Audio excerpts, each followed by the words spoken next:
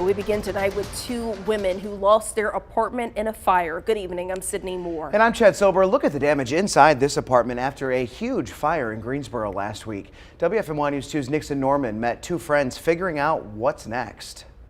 Out of the 15 people forced out by the fire at Legacy Crossing Apartments were two young women, Janelle and Jada. The longtime friends lived together for almost a year before a fire in a different unit spread to theirs, destroying almost everything.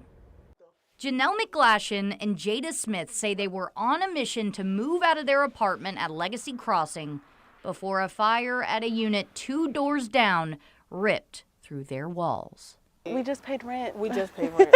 We just paid rent. We just paid them rent. And this is what we have to show for it. Greensboro firefighters say the fire likely started by accident in the kitchen of a nearby unit. I just hear a lot of screaming. So you know me, like any nosy person, I actually went to go put on some clothes and poke my head outside. But when I come outside, apartment C is like emitting like black smoke out of it. McGlashan was the only one home at the time, so she quickly called her roommate.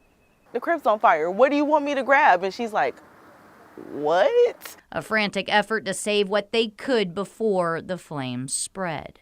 We were not able to like grab that many things. So like, you know, they said that the apartment is a complete loss. Although they weren't able to grab much, they were able to save the ashes of Smith's son, who died when he was a baby.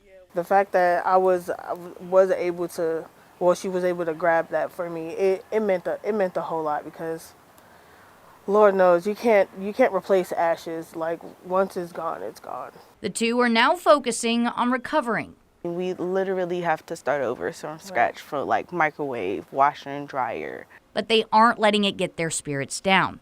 They say they just have to keep pushing forward.